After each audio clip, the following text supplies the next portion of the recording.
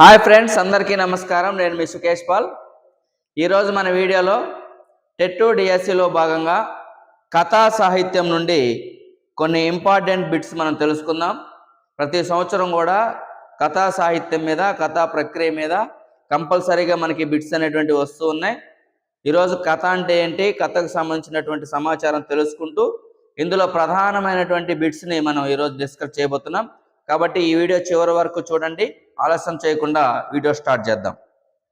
తెలుగు సాహిత్యంలో మనకి కథా ప్రక్రియల్లో ప్రధానమైనటువంటి ఒక ప్రక్రియ కథా ప్రక్రియ. ఈ కథా సాహిత్యంలో మనకి అనేక కథలు అనేటువంటివి ఉన్నాయి.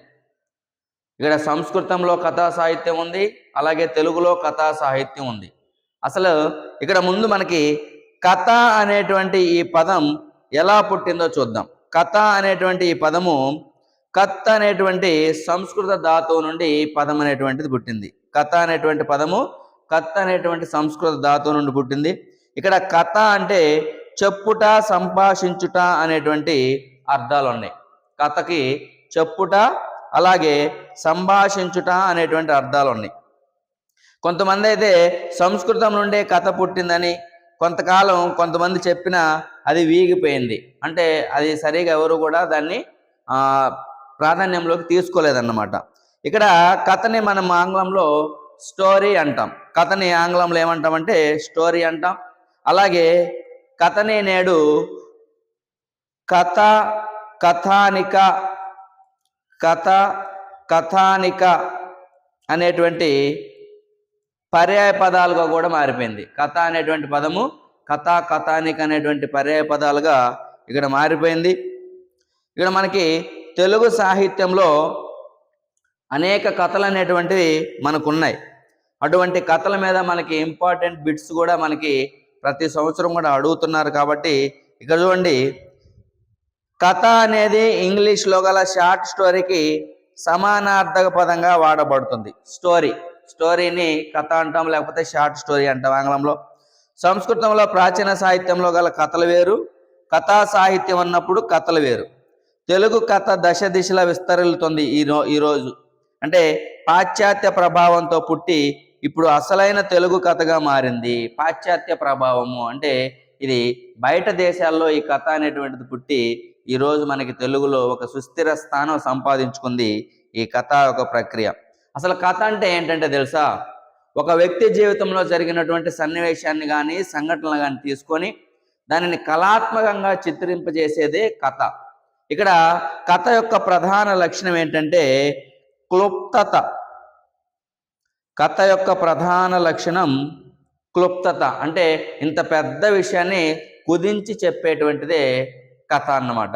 కాబట్టి పాశ్చాత్య దేశంలో పుట్టి నేడు ప్రాచ్య దేశంలోకి ప్రవేశించి మనకున్నటువంటి అనేక సాహిత్య ప్రక్రియల్లో కథ అనేటువంటిది ఈరోజు విరాజిల్లుతుంది. దీనికి సంబంధించినటువంటి కొన్ని ఇంపార్టెంట్ బిట్స్ చూద్దాం. చూడండి, కథ అనేటువంటి పదము ఎక్కడ ఉందంటారు? కథ అనేటువంటి పదము ఎక్కడ ఉందంటారు? కథ అనేటువంటి పదము మొట్టమొదటిగా అగ్ని పురాణంలో ఉంది. కథ అనేటువంటి పదం మొట్టమొదటిగా అగ్ని పురాణంలో ఉంది. తర్వాత బిట్ చూడండి, సంస్కృతంలో కథకి పర్యాయ పదాలుగా వేటిని చెప్తారు? సంస్కృతంలో కథకి పర్యాయ పదాలుగా ఆఖ్యాయిక, ఖండకథ, పరికథ అని అంటారు అన్నమాట. అలాగే మూడో క్వశ్చన్ చూడండి, కథా ప్రక్రియకు మూలమేది? కథా ప్రక్రియకు మూలం ఏంటంటే పాశ్చాత్య సాహిత్యంలో గల స్టోరీ. పాశ్చాత్య సాహిత్యంలో గల స్టోరీ. అలాగే కథానిక అనేది దేనికి సమానార్థకం? Short story. ఇందా చెప్పాం కదా, కథ, కథానిక అనేటువంటి వాటిని ఆంగ్లంలో షార్ట్ స్టోరీ అని పిలుస్తారు. అలాగే సాధారణంగా నాతి విస్తృత క్షేత్రములు కలిగి ఒకానొక సంవేదనంతో కూడి స్వయం సంపూర్ణమైన ఇతృత్వాత్మక గద్య కవితా శిల్ప ఖండం కథానిక అని అన్నది ఎవరు? ఇక్కడ బొడ్డపాటి కుటుంబ రాయశర్మ. అంటే ఇక్కడ కథ గురించినటువంటి కొన్ని నిర్వచనాలు కూడా అడుగుతారు, ఎవరు అన్నారని కూడా అడుగుతారు. కాబట్టి ఇవి చాలా చాలా వెరీ వెరీ ఇంపార్టెంట్ బిట్స్ ఇవి. నెక్స్ట్ చూడండి, కథ అనేది మనకి జీవితంతో, జీవిత రహస్యంతో, జీవిత వైచిత్రతతో కొంత కొత్త పరిచయం కలుగజేయాలి అన్న కవి ఎవరు? బాలగంగాధర తిలక్. అలాగే ఏకాంశ వ్యగ్రమై స్వయం సగ్రమైన కథాత్మక వచన ప్రక్రియ కథానిక అనే నిర్వచనం ఎవరిది? ఇది పోరంకి దక్షిణామూర్తి గారు అన్నారు. అలాగే కథానిక స్వరూప స్వభావాలనే పరిశోధనాత్మక గ్రంథ రచయిత, కథానిక స్వరూప స్వభావాలనే పరిశోధనాత్మక గ్రంథ రచయిత పోరంకి దక్షిణామూర్తి గారు. పోరంకి దక్షిణామూర్తి. అలాగే దక్షిణామూర్తి వివరించిన కథానిక లక్షణాలు ఏమిటి? ఈయన ఏం లక్షణాలు వివరించాడంటే సంక్షిప్తత, ఏకాంశ వ్యగ్రత, నిర్భరత, ప్రాతిపద్య ప్రవణత, ప్రభావాన్విత మొదలైనటువంటివి ఈయన చెప్పినటువంటి కథకు సంబంధించినటువంటి లక్షణాలు. ఉత్తమ కథకి ఏ విభాగాలు ముఖ్యమంటారు? ఒక ఉత్తమ కథకి ఏ విభాగాలు ఉండాలి? వస్తుగత విభాగము, రూపగత విభాగము, సంవిధాన విభాగం. నెక్స్ట్ క్వశ్చన్ చూడండి. రూపంలో తెలుగు కథలో గల రకాలేవి? రూపంలో తెలుగు కథలో గల రకాలు: మినీ కథ, గల్పిక, కాలం కథ, కార్డు కథ, పేజీ కథ మొదలైనటువంటి ఇవన్నీ కూడా కథల్లో ఉన్నటువంటి రూపాలు. జీవితంలోనే ఒక కోణాన్ని, ఒక సంఘటనని చిత్రించేదే రచన ఏది? జీవితంలోనే ఒక కోణాన్ని, ఒక సంఘటన చిత్రించే రచన ఏదంటే కథ. ఇప్పుడు చెప్పుకున్నాం కదా, ఒక వ్యక్తి జీవితంలో జరిగినటువంటి సంఘటన కానీ సన్నివేశాన్ని కానీ తీసుకొని కళాత్మకంగా చిత్రిస్తే అది కథ అవుతుంది. ఆధునిక కథా సాహిత్యం ఎవరితో మొదలైంది? ఆధునిక కథా సాహిత్యం అనేటువంటిది ఎవరితో మొదలైందంటే గురజాడ అప్పారావు గారితో. అలాగే తెలుగులో తొలి కథానిక ఏది? తెలుగులో తొలి కథానిక మనందరికీ తెలుసు, దిద్దుబాటు. వెరీ వెరీ ఇంపార్టెంట్ క్వశ్చన్ ఇది. అలాగే దిద్దుబాటు రచయిత ఎవరు? గురజాడ అప్పారావు గారు. తొలి కథానిక దిద్దుబాటు వెలువడిన సంవత్సరం, దిద్దుబాటు ఎప్పుడు వెలువడిందంటే 1910వ సంవత్సరంలో. దిద్దుబాటు కథకి మొదట పెట్టినటువంటి పేరు ఏంటంటే కమలిని. ఇది ఇంపార్టెంట్. దిద్దుబాటుకు మరొక పేరేంటి? కమలిని. అలాగే దిద్దుబాటు కథలో గల స్త్రీ పాత్ర ఏది? కమలిని. దిద్దుబాటులో గల స్త్రీ పాత్ర కమలిని. దిద్దుబాటు కథలో నాయకుడు ఎవరంటే గోపాలరావు. దిద్దుబాటు కథలో నాయకుడు గోపాలరావు. ఇక్కడ కథలకు సంబంధించినటువంటి పాత్రలు కూడా అడిగేదానికి మనకు అవకాశం ఉంది. గురజాడ రాసినటువంటి కథా సంపుటి పేరు ఆనిముత్యాలు. గురజాడ రాసినటువంటి కథా సంపుటి పేరు ఆనిముత్యాలు.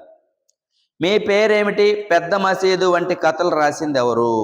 గురజాడ అప్పారావు గారు. మీ పేరేమిటి పెద్ద మసీదు వంటి కథలు రాసింది గురజాడ అప్పారావు గారు. అలాగే గురజాడ రాసినటువంటి స్టూపింగ్ టు రైజ్ అనే ఆంగ్ల కథ తెలుగులోకి ఏ పేరుతో అనువదించబడింది? ఇది సంస్కర్త హృదయం అనేటువంటి పేరుతోటి తెలుగులోకి అనువదించబడింది. కిష్కిందల కోతి, దాసరిపాటి, చెంచురాణి కథలు రాసినటువంటి తొలితరం రచయిత ఎవరంటే చింతా దీక్షితులు గారు. ఇవి చాలా వెరీ వెరీ ఇంపార్టెంట్ బిట్స్ అండి ఇవి. కథక చక్రవర్తి అని ఎవరిని అంటారు? కథక చక్రవర్తి శ్రీపాద సుబ్రహ్మణ్య శాస్త్రి అంటారు. కథక చక్రవర్తి అనే బిరుదు ఎవరిదంటే శ్రీపాద సుబ్రహ్మణ్య శాస్త్రి. అలాగే గోదావరి ప్రాంతపు శైలిలో కథలు రాసింది ఎవరు? గోదావరి ప్రాంతపు శైలి అంటే మాండలిక శైలిలో కథలు రాసింది శ్రీపాద సుబ్రహ్మణ్య శాస్త్రి గారు. అలాగే శ్రీపాద వారి కథల్లో ముఖ్యమైనటువంటివి ఏవి? కలుపు మొక్కలు, గులాబీ అత్తరు, వడ్ల గింజలు మొదలైనటువంటివి శ్రీపాద సుబ్రహ్మణ్య శాస్త్రి గారి కథల్లో ముఖ్యమైనటువంటివి. జాతీయోద్యమ కాలంలో సంఘ సంస్కరణగా శ్రీపాద రాసినటువంటి కథ ఏది? ఇలాంటి తవ్వాయి వస్తే అనేటువంటి కథ జాతీయోద్యమ కాలంలో సంఘ సంస్కరణలో భాగంగా ఈ కథ రాశాడు. అలాగే శరత్ బాబు కథల్ని ముందుగా తెలుగులోకి అనువదించిన వారిగా ఎవరిని పేర్కొంటారు? శరత్ బాబు కథల్ని ముందుగా తెలుగులోకి అనువదించిన వారికి ఎవరిని పేర్కొంటారంటే వేలూరి శివరామ శాస్త్రి గారిని. వేలూరి శివరామ శాస్త్రి గారిని. ఈ వీడియోలో ఖచ్చితంగా మీకు ఒక్క బిట్ అయిన డిఎస్సిలో కంపల్సరీగా వస్తుంది కాబట్టి కొంచెం శ్రద్ధ పెట్టి చూడండి. డిప్రెషన్ చెంబు అనేటువంటి కథా రచయిత ఎవరు? డిప్రెషన్ చెంబు అనేటువంటి కథా రచయిత వేలూరి శివరామ శాస్త్రి. అలాగే మాక్లీ దుర్గంలో కుక్క అనే కథ రాసినటువంటి కవి విశ్వనాథ సత్యనారాయణ గారు. ఇది కూడా చాలా వెరీ వెరీ ఇంపార్టెంట్ బిట్. మాక్లీ దుర్గంలో కుక్క అనే కథ రాసింది విశ్వనాథ సత్యనారాయణ గారు. అలాగే ఆయన కళానికి ఉన్న వాడి వేడి అపురూపమైనవి, ఆయన మనుషుల బండారం బట్టబయలు చేశాడు అనిపించుకున్న కథా రచయిత ఎవరు? చలము, చాలా నిస్సిగ్గుగా చెప్పదలుచుకున్నటువంటి విషయాన్ని తన కథల రూపంలో ధైర్యంగా చెప్పగలిగేటువంటి వ్యక్తి చలం గారు, గుడిపాటి వెంకటాచలం. పాపఫలం, కర్మమిట్లా కాలింది వంటి సంచలన కథలు రాసింది ఎవరు? చలం గారి. అలాగే చలం రాసిన కవితాత్మకమైనటువంటి కథ ఏది? ఓ పువ్వు పూసింది. చలం రాసినటువంటి దళిత కథ ఏది? హరిజన సమస్య. హరిజన సమస్య అనేటువంటి కథను రాసింది చలం. అలాగే అడవి బాపిరాజు రచించినటువంటి ముఖ్యమైనటువంటి కథలు తూలికా నృత్యము, భోగీరలోయ, గుడ్డిపిల్ల మొదలైనటువంటివి. అడవి బాపిరాజు రాసినటువంటి ముఖ్యమైనటువంటి కథలు తూలికా నృత్యము, భోగీరలోయ, గుడ్డిపిల్ల మొదలైనటువంటి. మొగలాయి కథలు ఎవరివి? మొగలాయి కథలు, ఇది చాలా చాలా ఇంపార్టెంట్. ఇది రాసింది సురవరం ప్రతాపరెడ్డి గారు. మొగలాయి కథలు ఎవరు రాశారంటే సురవరం ప్రతాపరెడ్డి గారు. అలాగే మధ్య తరగతి జీవితంలోని అనుభవాలు హాస్యంగా అందించిన కథా రచయిత. హాస్య కథలు అంటే మనకు గుర్తొచ్చేది కంపల్సరిగా మునిమాణిక్యం నరసింహారావు గారు. మునిమాణిక్యం నరసింహారావు గారు గుర్తుంచుకోండి. కాంతం కథల సృష్టికర్త. కాంతం కథలు కూడా మునిమాణిక్యం నరసింహారావు గారి. ఉపాధ్యాయుడిగా పనిచేసిన హాస్య కథా రచయిత ఎవరంటే అది కూడా మునిమాణిక్యం నరసింహారావు గారు. అలాగే తెలుగు ఒరియా భాషల్లోని కథల్ని అనువదించింది ఎవరు? తెలుగు అలాగే ఒరియా భాషల్లోని కథల్ని అనువదించినటువంటి వారు పురిపాండ అప్పలస్వామి గారు. పురిపాండ అప్పలస్వామి గారు. కృష్ణా తీరానికి ప్రతినిధిగా చెప్పదగినటువంటి కథా రచయిత ఎవరు? కృష్ణా తీరానికి ప్రతినిధిగా చెప్పదలుచుకున్నటువంటి కథా రచయిత మల్లాది రామకృష్ణ శాస్త్రి గారు. ఇవి తెలుగు సాహిత్యంలో కథకు సంబంధించినటువంటి ఇంపార్టెంట్ బిట్స్ అండి ఇవి. కాబట్టి వీటి మీద ఖచ్చితంగా మనకు ఒక ప్రశ్న అయినా వస్తుంది. ఇలాగే వేరే ఒక ప్రక్రియ గురించి నెక్స్ట్ వీడియోలో మళ్ళీ మనం మాట్లాడుకుందాం. దయచేసి అందరూ కూడా మన ఛానల్ చూస్తున్నటువంటి వాళ్ళు మన ఛానల్లో ఉన్నటువంటి డిఎస్సికి సంబంధించిన కంటెంటే మనం అప్లోడ్ చేస్తున్నాం. కాబట్టి చూడండి, లైక్ చేయండి, అలాగే మీ మిత్రులకు షేర్ చేయండి. నా వీడియోలు కానీ నేను చెప్పే విధానం కానీ మీకు నచ్చితే కంపల్సరీగా నలుగురితో చెప్పి మన ఛానల్ని సబ్స్క్రైబ్ చేయించండి. డిఎస్సి వరకు కూడా మనం మన ఛానల్లో డిఎస్సి కంటెంట్ మీద అనేక వీడియోలు మనం అప్లోడ్ చేస్తూ ఉన్నాం. అలాగే మీకు ఏదైనా సంబంధించిన మెటీరియల్ ఏదైనా అవసరమైతే మన ఛానల్ డిస్క్రిప్షన్లో టెలిగ్రామ్ లింక్ ఉంది, అందులో జాయిన్ అయితే నేను ఏమన్నా మెటీరియల్ కానీ అప్లోడ్ చేస్తే అది మీరు డౌన్లోడ్ చేసుకొని అవి కూడా మీరు చదువుకోవచ్చు. అలాగే నెక్స్ట్ వీడియోలో ఇంకో కొత్త టాపిక్తో మళ్ళీ కలుద్దాం. అంతవరకు సెలవు. ధన్యవాదాలు. మీ సుకేష్ పాల్.